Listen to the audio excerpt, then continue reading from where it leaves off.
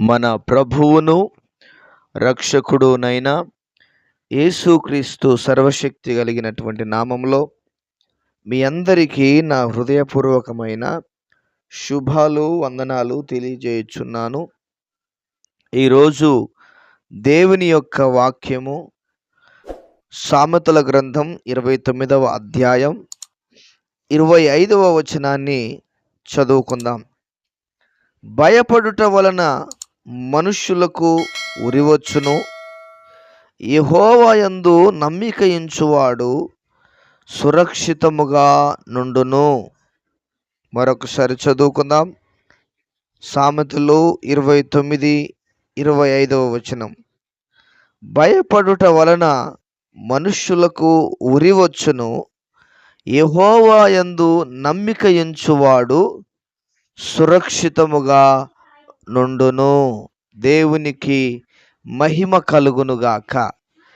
చదవబడిన దేవుని లేఖనమును మనం ధ్యానం చేసుకుంటే ప్రియులారా, బైబిల్లో ఎన్ని అద్భుతమైనటువంటి మాటలో ఎన్నో జీవితాలను కట్టేటువంటి మాటలు, ఎన్నో జీవితాలను కట్టేటువంటి, ఎన్నో కుటుంబాలను కట్టేటువంటి మాటలు బైబిల్లో మనకు కనపడుతూ ఉన్నాయి.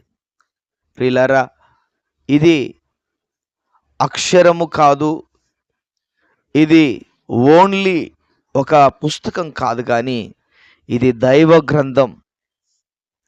మనుషుల యొక్క జీవితాలు, దేవుని యొక్క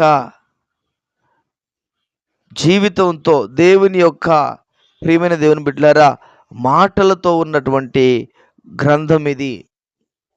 ఒక వ్యక్తి జీవితం ఎలా ఫలభరితంగా మారుతుందో, ఎలా దీవెనకరంగా మారుతుందో తెలియజేసేటువంటి అద్భుతమైనటువంటి దైవ గ్రంథము.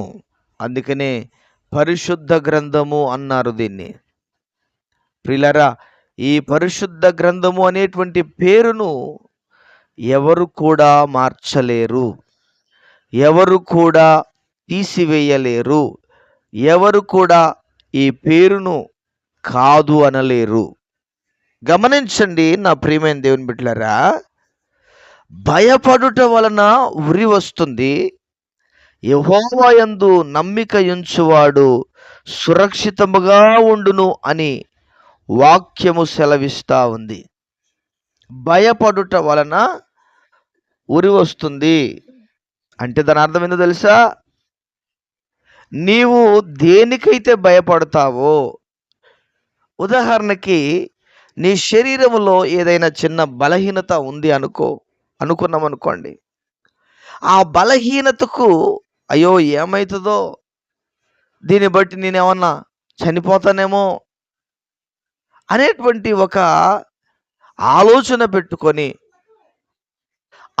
ఆ యొక్క బలహీనతకు భయపడుకుంటూ ఆ బలహీనతకు జడుస్తూ దాని గురించి ఆలోచన చేసుకుంటూ ఉంటే ఆ బలహీనత నీకు ప్రమాదంగా మారేటువంటి అవకాశం ఉంది.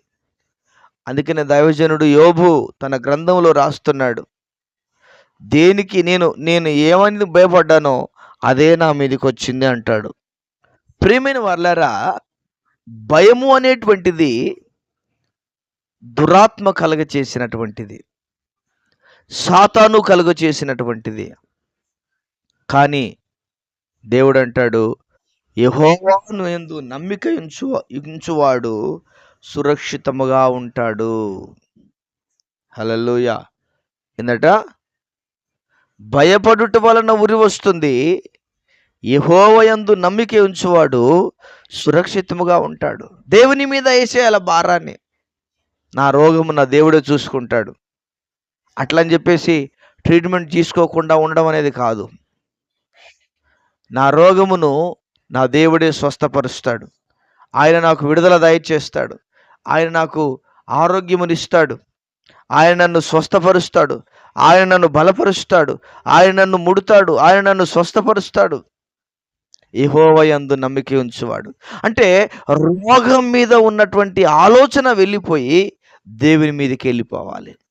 దేవుడు అనేటువంటి కాన్సెప్ట్తో అంటే రోగం అనేటువంటిది ఉన్నది అన్న సంగతి మరిచిపోయి ఆ రోగ భీతి నుంచి విడుదల కలిగి దేవుడు దేవుడు దేవునికి స్తోత్రం, దేవుడు స్వస్థపరిచే దేవుడు, దేవుడు ఆరోగ్యం ఇచ్చే దేవుడు అంటే కంప్లీట్గా రోగం మీద ఉన్నటువంటి ఆలోచనను తీసివేయాలి.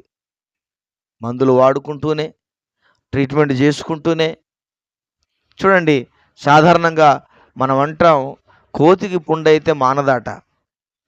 ఎందుకు మానదు? కోతికి పుండైతే అది మాననీయదు. ఊకే గోకుతూ ఉంటుంది, ఊకే గిలుతూ ఉంటుంది, ఊకే గిచ్చుతూ ఉంటుంది, ఊకే దాని మీద ఉన్నటువంటి ఆ యొక్క మానిపోయినటువంటి ఆ పెంకును తీసేస్తూ ఉంటుంది.